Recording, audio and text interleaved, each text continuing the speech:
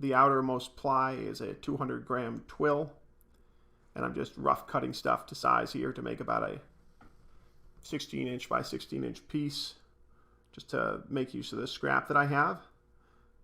It's getting laminated on a warm, somewhat flexible table. The aluminum sheet here has got a 3D printer bed heater on the bottom and adhesive Teflon surfacing on the top.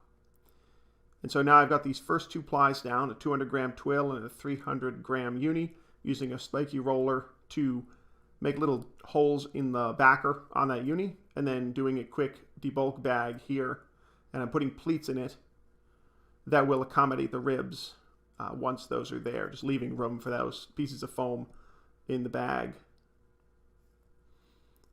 Taking the debulk bag off that first layer, I'm going to pull the backer.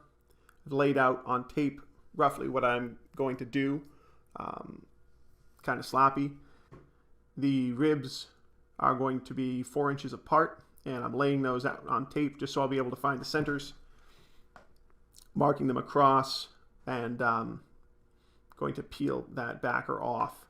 These are strips of 300-gram uni that are going to go in the panel under where the foam ribs, stringers are going to go.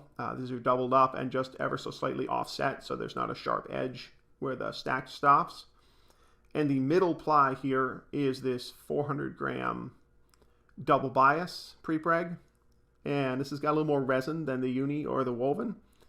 You can see it's just a stitched non-crimp, and the fiber runs roughly these directions. Here's a close-up look at it. You can see the stitching and the resin on the surface. The piece I have here is not as big, not quite as wide, so I'm just making sure it fits and cutting off the scrap. This feels much stickier than the uni. You can tell the extra resin in there. I'm going to give this a debulk, and that double bias is going to end up being the middle ply, effectively, of this panel. So it will not be perfectly symmetrical, but it's got ribs on it, and the outermost ply will not be symmetrical either because it goes up and over the ribs. But you can see those stacks of uni showing there, and this is the glue film that's going to go down just to provide some extra resin to bond those foam ribs. And I'm going to debulk this using some scrap backer from the uni, giving it perforations with the spiky wheel, and a quick debulk. I'm doing this pretty quick and dirty. There's a lot more you could do to make a layup like this neat. So here's the ROHACELL, the ribs. This is a PMI foam. I profiled it to that shape on a table saw and with a sanding block. Nothing fancy. I'm going to lay these out neatly so that they aren't making triangles. And here's a look at the ROHACELL. It's a PMI core. It's really nice, very expensive material. That's why I don't have much of it. These are all offcuts. And here's a look at some of the 75 kilo, very lightweight, and it's very brittle. You can shave it, cut it, carve it, and it feels almost ceramic-like in its hardness. This is a high-density piece. I'm not sure what this is. I just had it around, but you can carve it. It feels much different than some of this other stuff. Pretty stiff, quite brittle, especially compared to the Grid M foam, the yellow stuff. And here's just a look at the data sheet properties of a couple of common 80 kilo foams. Here's a Grid M foam, ROHACELL, definitely much rubberier, and the AirX C70-75. I'm going to cut these ribs to length, just so they're not hanging out over the material. Placing them on top of that glue film, trying to make sure it's as neat as possible.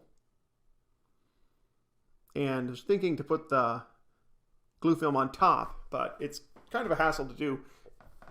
It's really a lot easier to co-apply the glue film with the layer of prepreg that's going to go on top, so just adding the resin there. And in an ideal world, these would be vacuum bagged together, but here I'm just sticking them on there and using the heat from my hand to roughly work the air out. So you can see this backer coming off. And as I touch it with my fingers, you can see it get dark. The air is getting worked out. Something thick, you definitely want to make sure the air is worked out of that interface between the glue film and the prepreg. Using a little rub stick here to push it into the corners to make sure there's no bridging. And these little strips of uni are essentially a capping to go on top of the little beams formed by these stringers. And I'm just stacking 2 plies here. Could be substantially neater. And you just did things like this, want to offset the edges ever so slightly so that you don't end up with steps.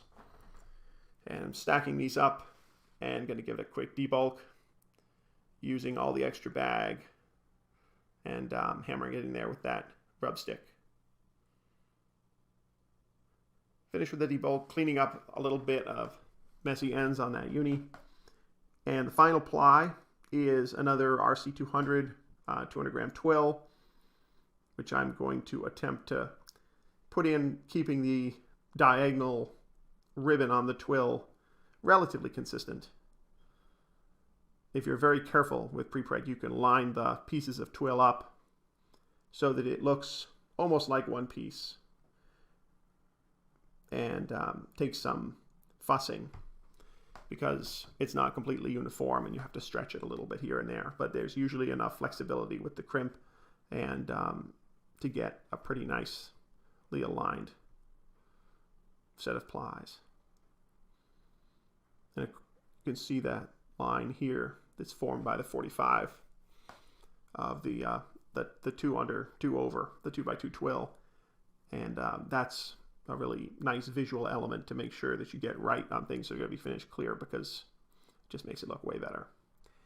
These are strips of peel ply here, which I am laying slip jointed into the corners. If I were to run them up and over, it would bridge in the corner and I wouldn't be able to get good pressure in there. It might show through on the other side or have voids or pull excess resin out.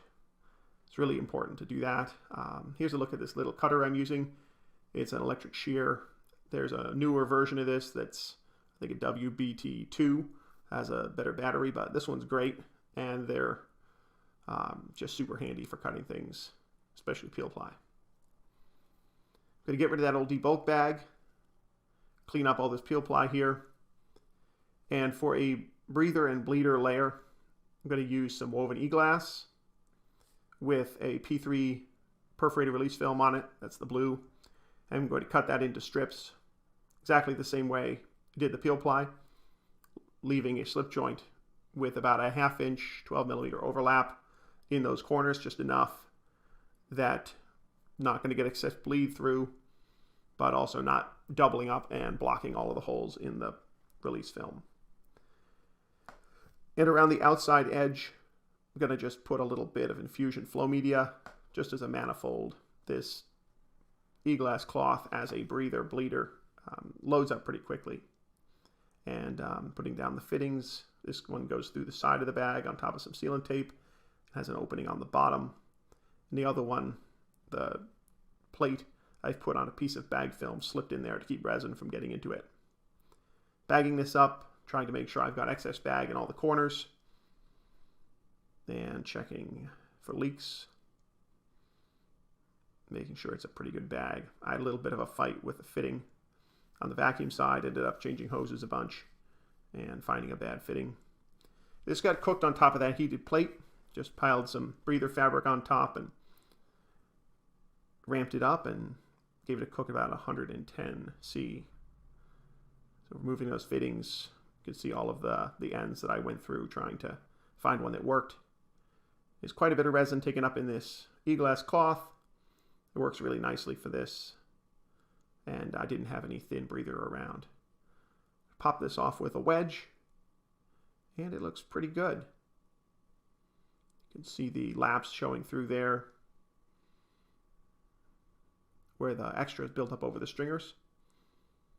And it turned out pretty flat once I trimmed it up.